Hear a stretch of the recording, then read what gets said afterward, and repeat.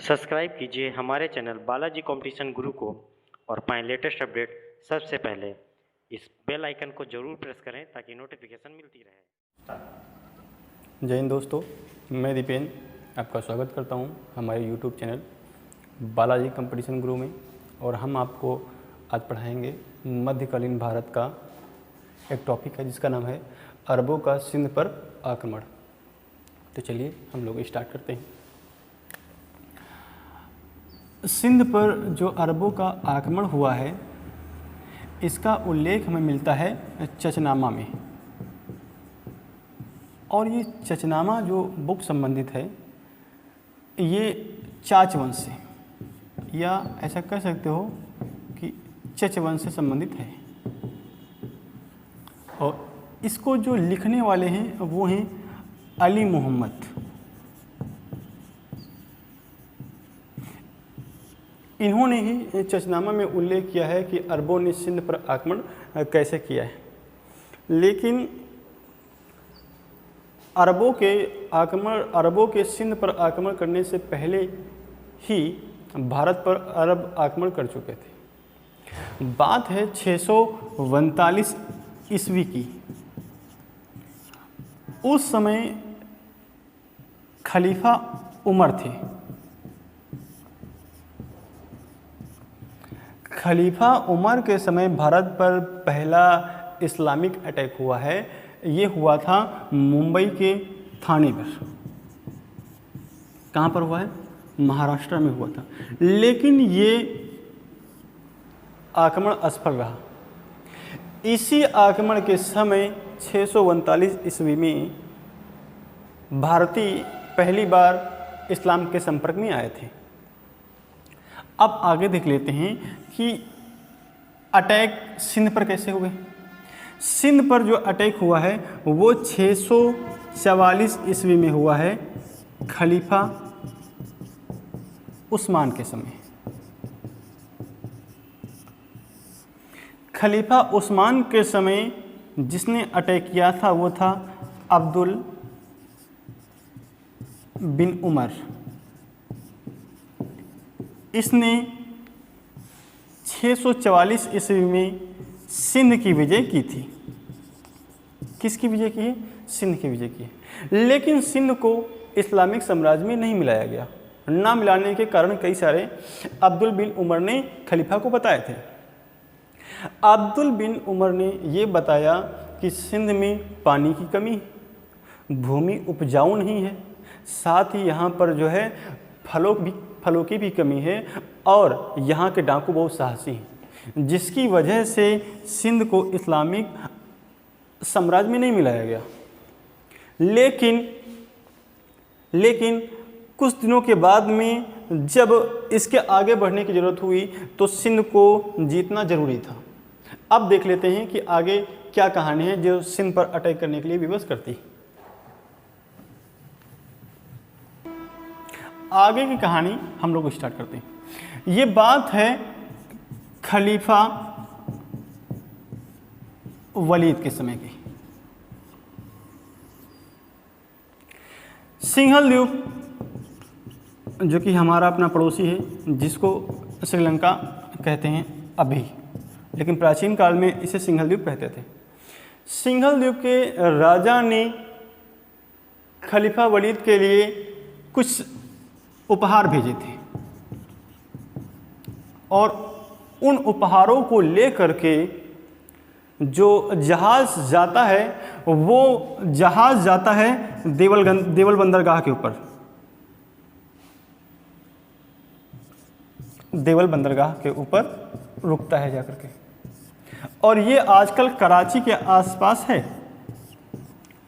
और उस समय ये पूरा इलाका सिंध के शासक दाहिर के अंतर्गत आता था।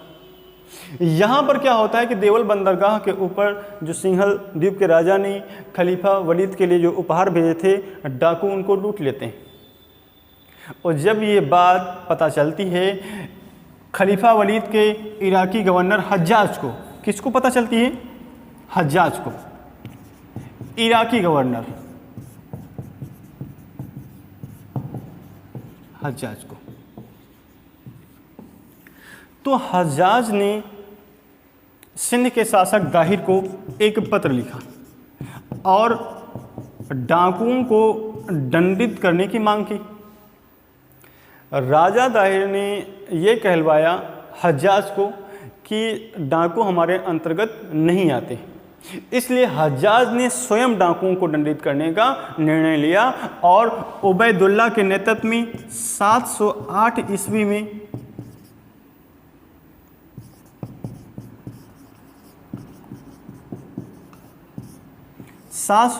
ईस्वी में अटैक करवाया, लेकिन वो अटैक असफल रहा। उसके